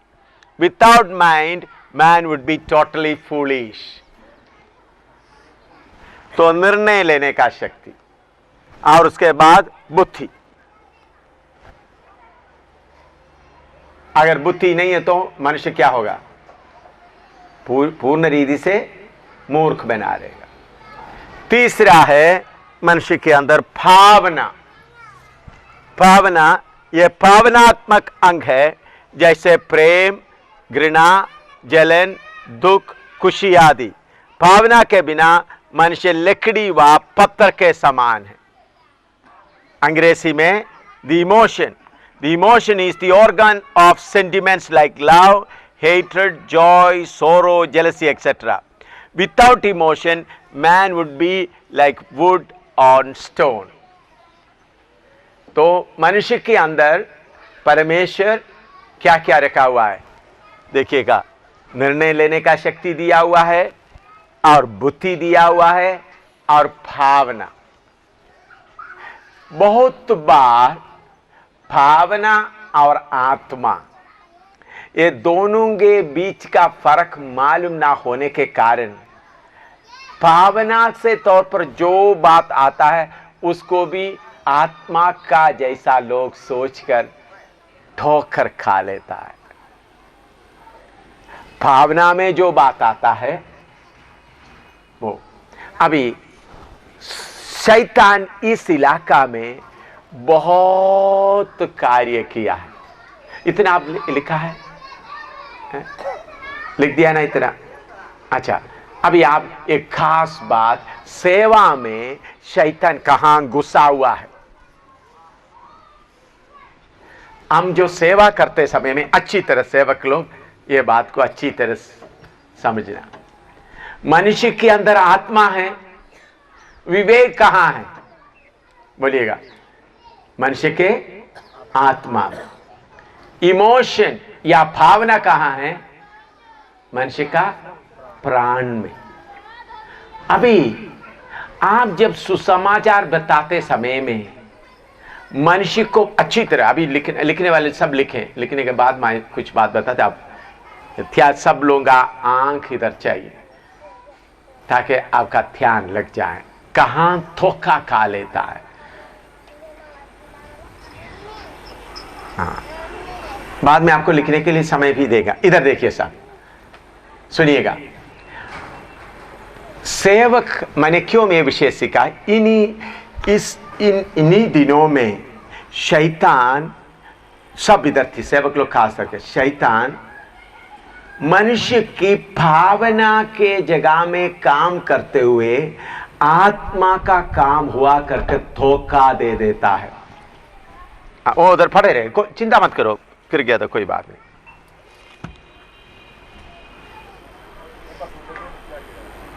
मैं अभी प्रचार भी आपका इसी तरह हो सकता है. मान लो मैं प्रचार करता हूं कोड़ी के बारे में. अच्छा, इधर देखना, दाहिने नीचे मत देखिएगा. शैतान सेवकों में से मेजॉरिटी को धोखा दिया हुआ बात है, प्रचारकों का. आप लोग भी सेवक है इसलिए मैं बताता हूं, आप लोग ये धोखा खाओगे. अभी मैं प्रचार करता हूं कोड़ी के बारे में. ये कोड़ी तुमको सबने त्याग दिया, तुम्हारे घर के लोग भी तुमको त्याग दिया, तुम्हारा पत्नी भी तुमको त्याग दिया, तुम्हारा बेटे बेटियों ने भी तुमको त्याग दिया, तुम्हारा समाज भी तुमको त्याग दिया. तुमको देखकर किसी को दया नहीं आता. देखो तुम बेचारे घूमते रहते हो, तुम्हारे लिए कोई नहीं. देखो तुमको ढूंढकर प्रभु यीशु आया है, जिनको तुमको बाप भी छोड़ दिया, माँ भी छोड़ दिया, पत्नी भी छोड़ दिया. ओ कोड़ी, तुमको कुत्ता आकर देखता है तो कोड़ी रोना शुरू करेगा. कोड़ी, यीशु तुमको ढूंढ कर आया, तुम यीशु के पास आना चाहते हैं तो जरूर कोड़ी हाथ उठाएगा. उठाएगा नहीं उठाएगा? उठाएगा. ऐसा प्रचार करके उनके प्राण का भावना को उकसाया. क्या किया? पावना। लेकिन दूसरा प्रचार है, एक कोड़ी, तुमको क्यों घर छोड़कर जाना पड़ा? तुमको क्यों माँ बाप ने छोड़ दिया? तुमको क्यों तुम्हारा पति छोड़ दिया? क्यों तुम्हारा पत्नी छोड़ दिया? क्यों तुम्हारा बेटा छोड़ दिया? क्यों समाज तुमको छोड़ दिया? तुम्हारा कोड, जो पाप का कोड तुम पर लगा हुआ है, अगर तुम शुद्ध होना चाहते तो यीशु के पास आओ। तब किधर काम करेगा? उनके आत्मा के अंदर का विवेक में काम होगा। तब वो पाप का पश्चाताप करेगा। सुसमाचार लोगों का किधर पहुंचना है? प्राण में पहुंचना है, आत्मा में पहुंचना है? बोलो, आत्मा का विवेक में पहुंचना है। रोना आने से काफी नहीं। रोना दो किस्म का होता है, पावनात्मक रोना होता है, पश्चाताप का रोना होता है। हजारों प्रचारक लोग पावनात्मक रोना देकर धोखा खा लेता है। वो बोलते हैं इन लोग सब उद्धार पाया है। नहीं भाई, इसलिए आपको मालूम है हिंदुस्तान में उद्धार पाए हुए लोगों को बहुत लोग दोबारा हिंदुओं में वापस लेके जा रहे हैं, क्योंकि उनको किसमें सुसमाचार मिला था? पावनात्मक। मैं पापी हूं, मैं पापी हूं, मैं नरक में जा रहा हूं, पाप का भार मेरे ऊपर इतना पड़ा है, मुझे उद्धार चाहिए। ये है प्रचार। लेकिन ज्यादातर प्रचारक किसमें काम करता है? आपको मालूम है आजकल बहुत लोगों को कंबल देता है, कपड़ा देता है, गरीब का गरीबी का नाजायज फायदा उठाते हैं। पाप है। कंबल दे रहा है तो भाई बपतिस्मा ले लो। तो भाई तो कितने बार बपतिस्मा लेना है? मुझे 10 कंबल मिल जाएगा तो मैं 10 बार बपतिस्मा ले लूंगा।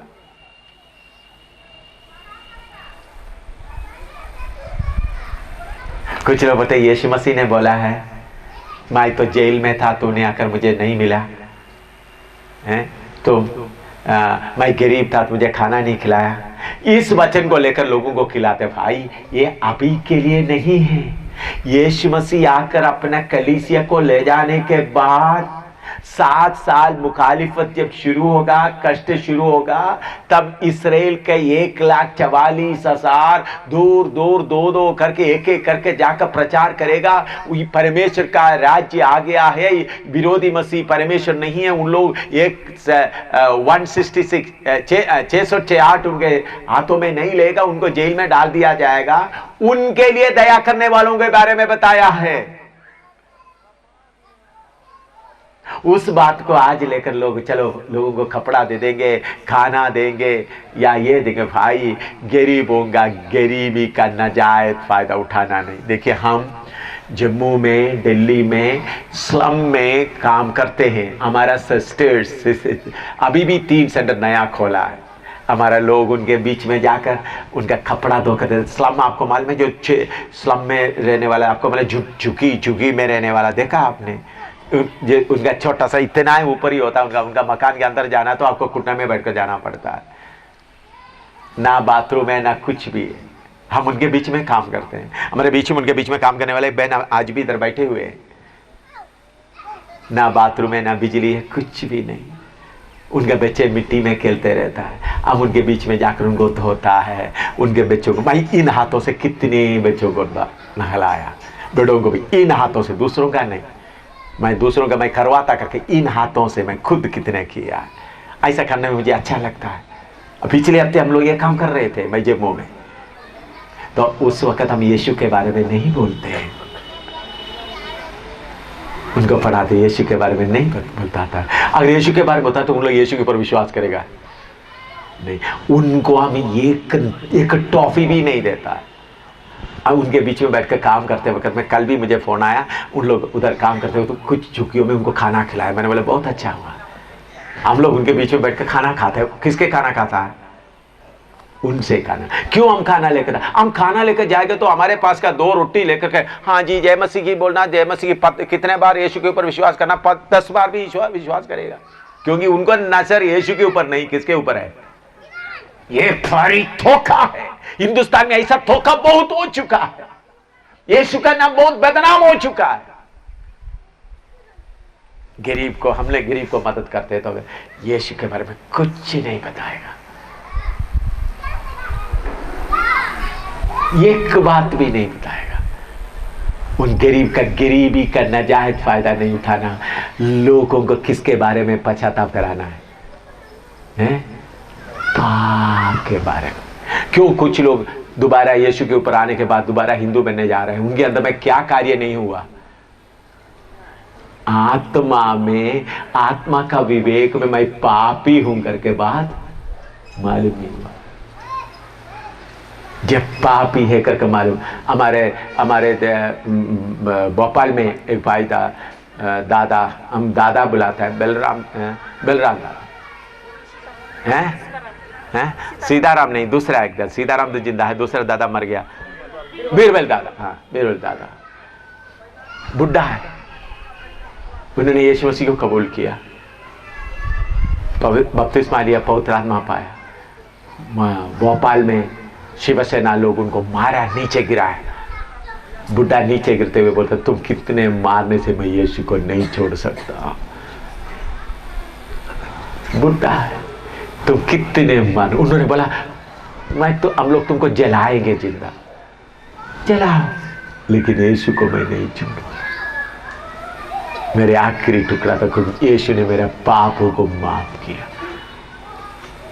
हमारे उधर में हजारों लोग यीशु में आया है, आज तक एक को भी पीछे लेकर नहीं जा सका, एक को भी। क्यों? हम लोगों के भावना को नहीं छूता, बल्कि किधर छूता है? विवेक। अभी हम डांस करेंगे, डांस करके मसीह समाचार प्रचार करने का तरीका शुरू है। डांस करेंगे, लोग हाँ जी अच्छा है, किधर में बात चल जाता है? उनके भावना में। अभी मैंने भी पहले फिल्म दिखाया था, फिल्म मिनिस्ट्री किया था पहले 70 या 80 में। तो मैंने सोचा यीशु मसीह सूली पर लटक रहा है, उनको देखकर बहुत लोग रो रहा है। मैंने सोचा जम्मू कश्मीर में, हिमाचल में वगैरह में फिल्म मिनिस्ट्री के बहुत लोग प्रभु में आएंगे। तो मैंने बोला फिल्म मिनिस्ट्री 1-2 वाहन भी खरीद कर दे दिया, फिल्म प्रोजेक्ट भी खरीद कर दिया, चलो। तो लोग बोलते इधर में 100 लोग, उधर में 200 लोग। मैं भी खुश हो गया, ओ प्रभु का काम बहुत हो रहा है। बाद में 1 साल के बाद मैंने बोला जाकर देखो तो एक भी नहीं। मैंने भाई का प्रभु से पूछा, प्रभु ये क्या? तो प्रभु ने बोला तुम उनका भावनाओं को क्या करा? उकसाया। भावनाओं को उकसाने से काम नहीं बनेगा, तुम उनका विवेक को छूना है। तब से अभी भी जब फिल्म आप देखे तो फिल्म का बॉक्सा खोलकर अभी कितने साल हो गए, जनरेटर भी तो पड़ा है, कितने साल हो गए, अभी इसको खोलूंगा ही नहीं। प्रचार प्रचार प्रचार, क्योंकि कोई सूली पर लटक रहा है, मार खा रहा है तो रोना आएगा। तो प्रभु ने बोला सिनेमा थिएटर में भी बैठे हुए लोग क्या करता है? रोता है। ओ कुछ यीशु चाहिए तो मेरे लिए मार खा रहे, उनका खून बह रहा, देखे मनुष्य का क्या होता है? भावना उकसाता है। भावना उकसाना नहीं, विवेक में मैं पापी हूं, पाप का भार मेरे ऊपर है,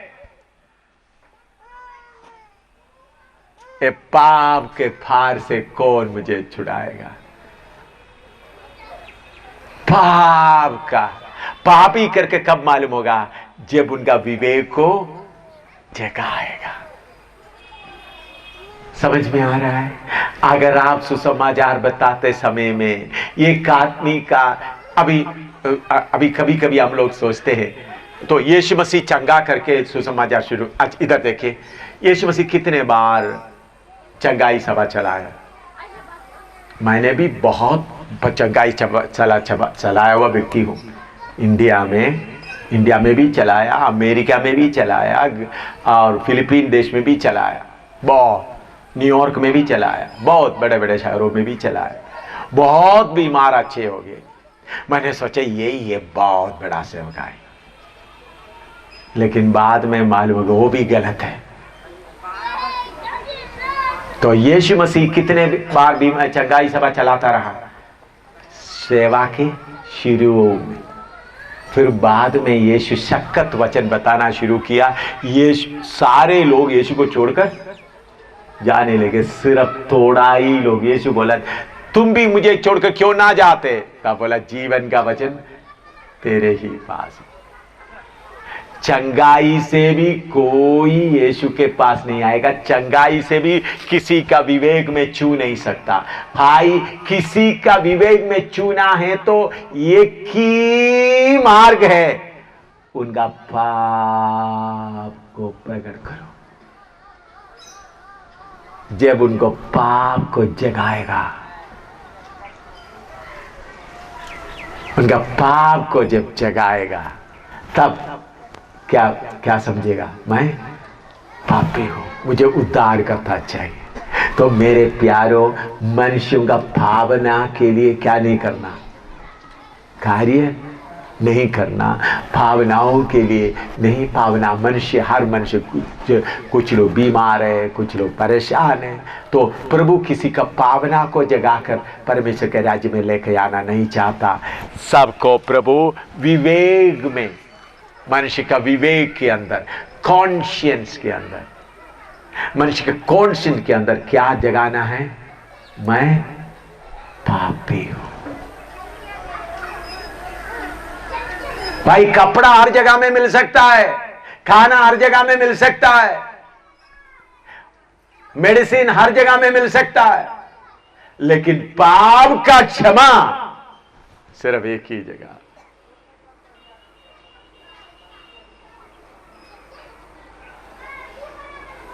पाप का क्षमा सिर्फ एक ही जगह।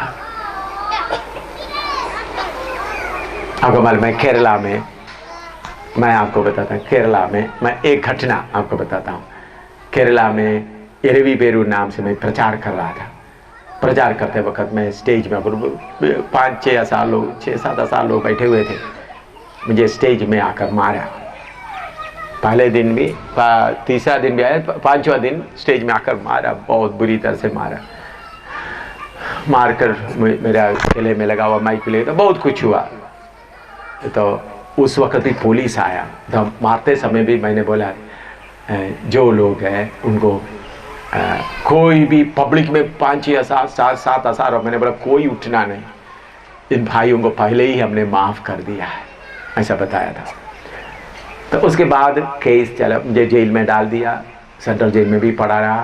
और उसके बाद मैंने अदालत में केस 2.5 साल तक केस चलता रहा। तो केस चलते चलते समय में उन लोग पूछे, अदालत में पूछे कि आपके मारा हुआ लोगों को क्यों आप उनका नाम क्यों नहीं बताते? सुप्रीम पुलिस आकर कागज मेरे सामने लिख दिया, आप साइन कर दो, हम उनका नाम लिखे। मैंने बोला मैं उनका गलतियों को माफ़ किया है। तो 2.5 साल के बाद एक बार मैं तिरुवल्ला में उधर में अदालत के सामने, उधर इधर से जम्मू कश्मीर से जाना था, कभी रिजर्वेशन मिलता है। एक बार बहुत थके हुए जाके था प्रोग्राम में, रिजर्वेशन नहीं मिला था, खड़े खड़े गए तो बहुत थके हुए। उधर जाकर कोर्ट के आंगन में उधर मैं बैठा हुआ था उसका स्टेप में। तो 10-12 लोग आया, नमस्ते करके मलयालम में उपदेशी बोलता है, उपदेशी बोलकर नमस्ते करते हुए बोला आप क्यों हमारा नाम क्यों नहीं बताते? मैंने बोला, उन्होंने बोला आप मुझे पहचानते? मैंने बोला मुझे ना आपको पहचानता नहीं। उन्होंने बोला हम लोग ही आपको मारा है, आपके खिलाफ केस भी कर दिया, लेकिन आप क्यों हमारा नाम नहीं बताते? मैंने बोला आप लोग मेरा भाई है, आप लोग मेरा भाई होने के कारण मैं आपका नाम नहीं बताना चाहता था। तो फिर उन लोग मुझे आरएसएस का दफ्तर में ले गया। उधर का आरएसएस वकील आरएसएस का था। उन्होंने बोला उपदेशी केरला में हमने ऐसा नहीं था, तो हम कुछ मारा तो हमारे खिलाफ केस करता है।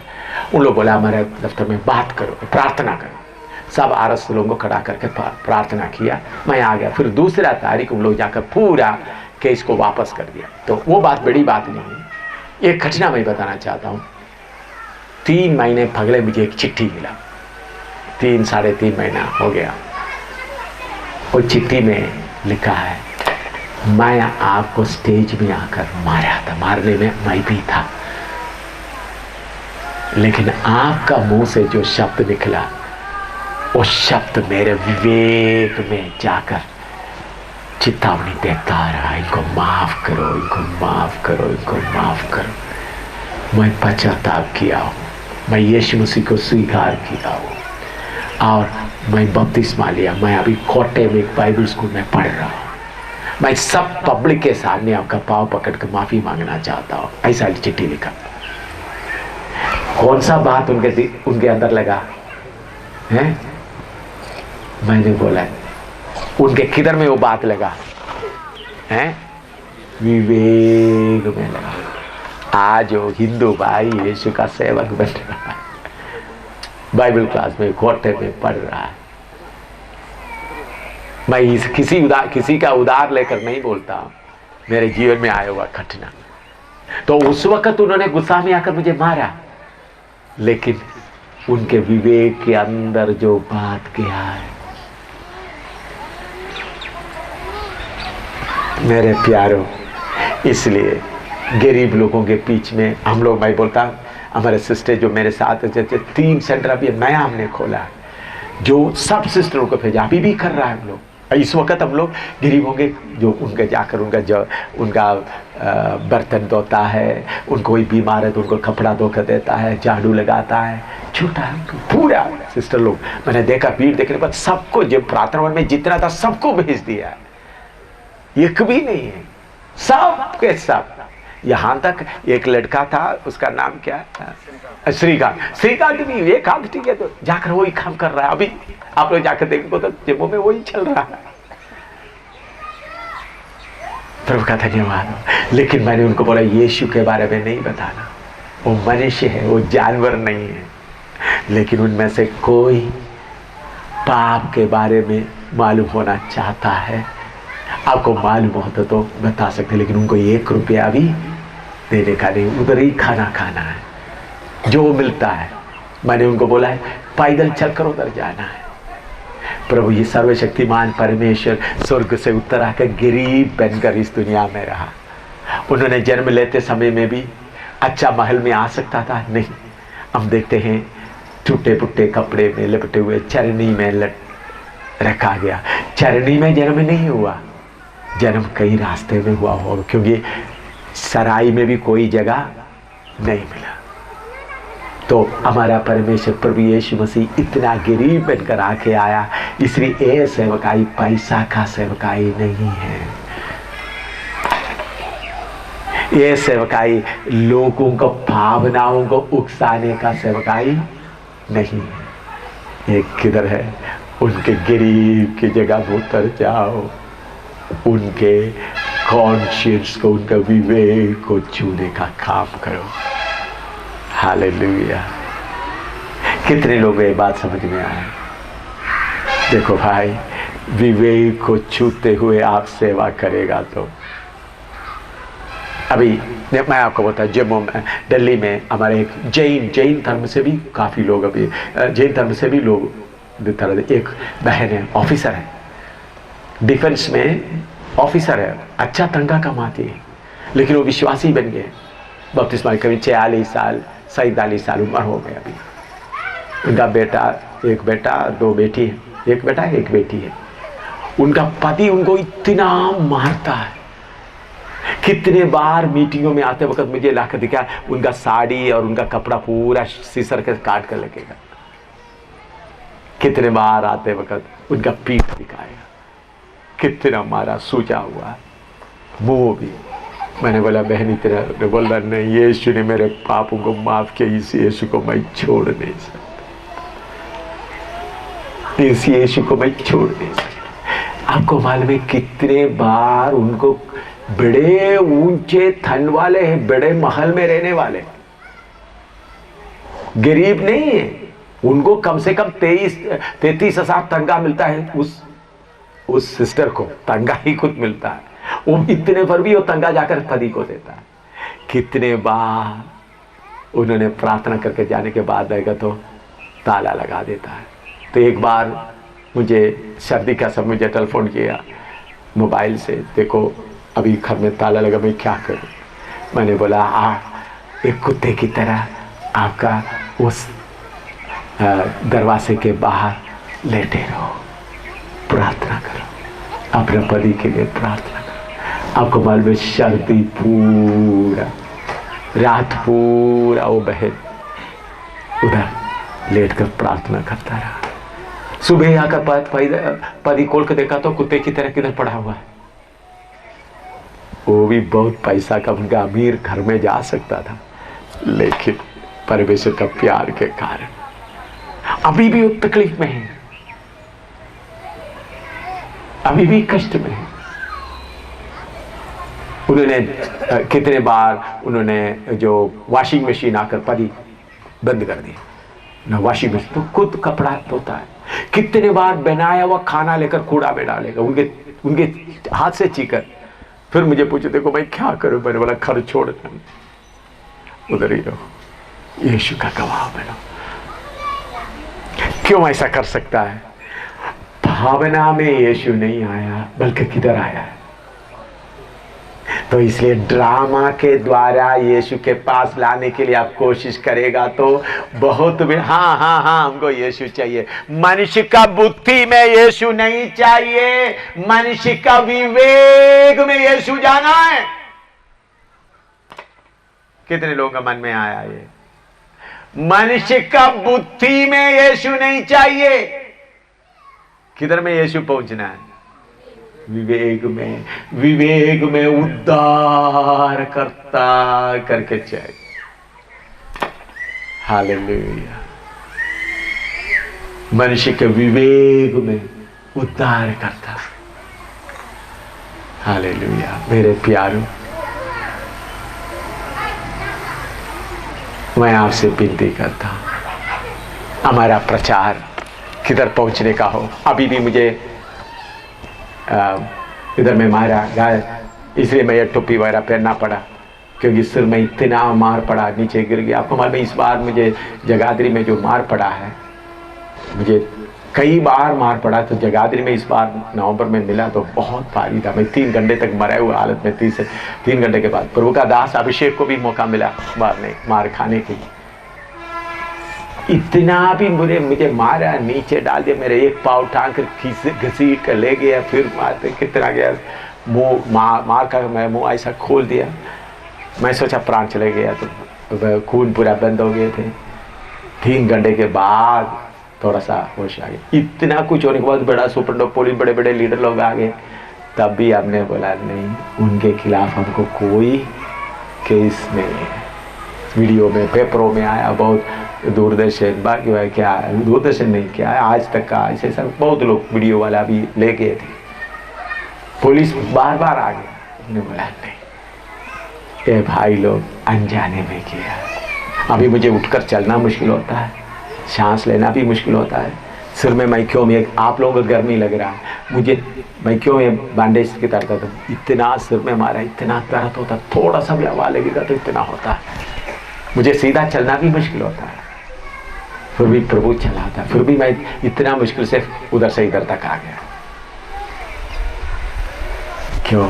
सही सुसमाचार किधर पहुंचे? मनुष्य का विवेक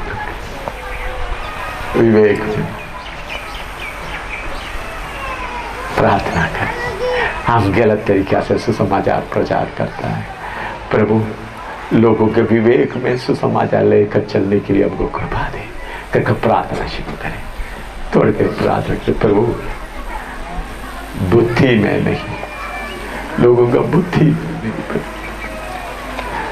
लोगों का निर्णय लेने का शक्ति में नहीं, प्रभु मनुष्य की आत्मा में, उनके विवेक में, उनको मैं पापी हूँ, मैं गुनहगार हूँ करके समझाने के लिए मुझे कृपा दे।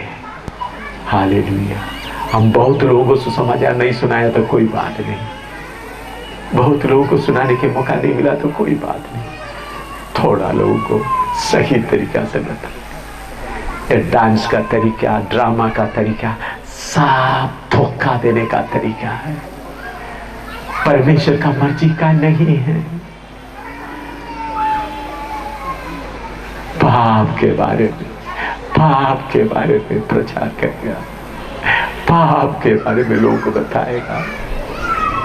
चाहे गरीब हो उनके अंदर भी पाप है, अमीर है उनके अंदर भी पाप है।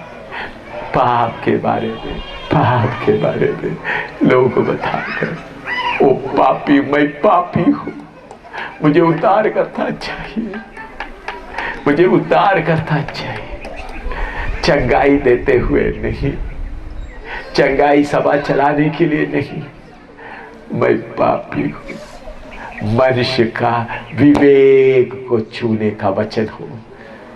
Hallelujah, hallelujah, hallelujah. कितने लोग पाप में पड़े, कितने लोग गुनाह में पड़े हुए। उसके लिए हम विवेक को चुनने के लिए पवित्र आत्मा मुझे घुमरा दे करके प्रार्थना करें। Hallelujah, hallelujah, hallelujah. हमारा सुसमाचार बुद्धि का नहीं, पौलुस बोलते हम बुद्धि के बातों से नहीं बल्कि सामर्थ के साथ, सामर्थ के साथ वचन प्रचार करते समय में मनुष्य का विवेक का पर्दा हट जाता है और वचन अंदर जाता है और मैं पापी हूँ, मैं पापी हूँ, मैं पापी हूँ करके पुकारना शुरू करता है। Hallelujah, hallelujah, hallelujah, hallelujah. मेरे प्यारों, हम मनुष्य का विवेक को छूने वाला बने, चाहे गरीब हो, चाहे अमीर हो, चाहे पढ़े लिखे हो, चाहे अनपढ़ हो, उनके विवेक के अंदर। हालेलुया। मैं पापी हूँ, मैं पापी हूँ, मुझे उद्धार करना चाहिए। यीशु चंगा करता है इसलिए यीशु चाहिए ऐसा नहीं, यीशु पापों का क्षमा करता है, यीशु पापों का कीमत दिया है। मैं पापी हूँ, मैं पापी हूँ। परबारबादना का शांदला रबादी अतना का शांदला रबादी दिला रबारबा तेरे दिलारिया दनाश हिलमार दनाशी दिलार दना कदरे दिली दना। पवित्र आत्मा के द्वारा एक एक मनुष्य के अंदर का विवेक को छूने वाला बने। Hallelujah, hallelujah, hallelujah, hallelujah.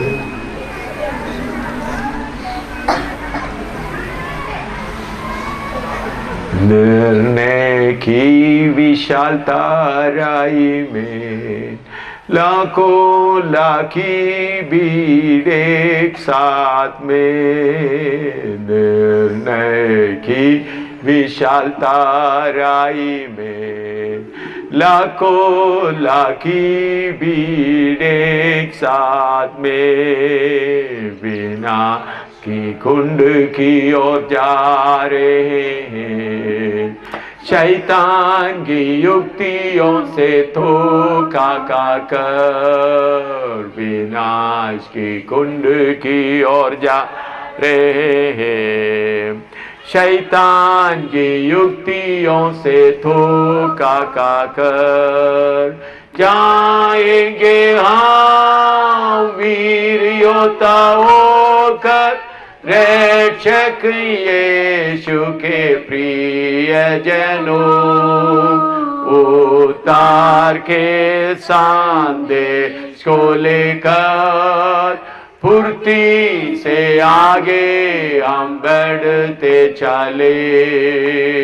उतार के संदेश को लेकर फुर्ती से आगे हम बढ़ते चले, यीशु का नाम सदा जय पाए।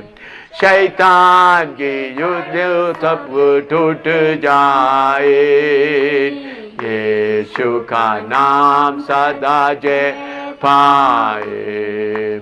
शैतान के गढ़ सब टूट जाए, सुसमाचार का पताका लहराए। सत्य वचन की आवाज गूंजे कानों में, सुसमाचार का पताका लहराए। सत्य वचन की आवाज गूंजे कानों में, जाएंगे हम वीर योद्धा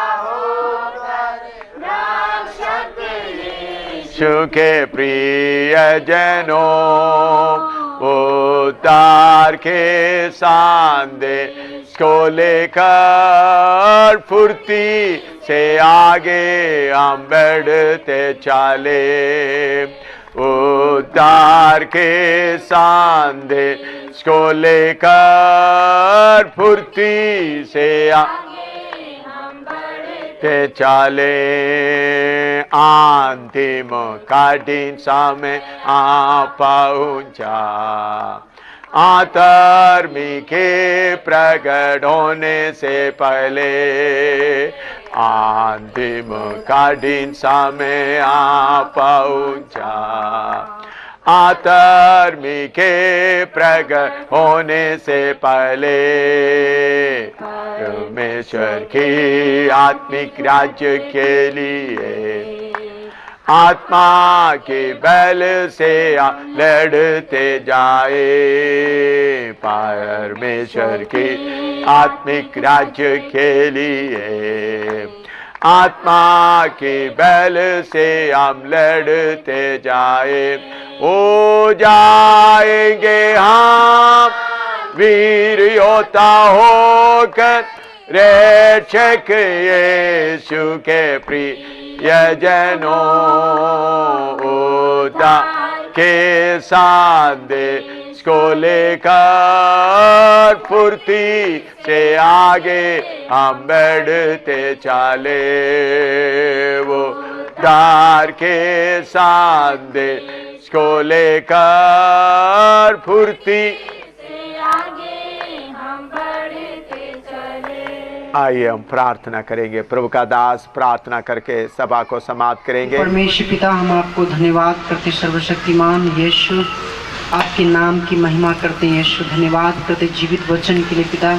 शरीर के बारे में परमेश्वर जो वचन आपने अपने दासों के द्वारा आपने बातचीत किया प्रभु, इन बातों को और गहरी रीति से जानने के लिए परमेश्वर, और एक एक व्यक्ति सिद्ध होने के लिए यीशु के दिलों में पहुंचने के लिए प्रभु हम प्रत्येक को सहायता कीजिए।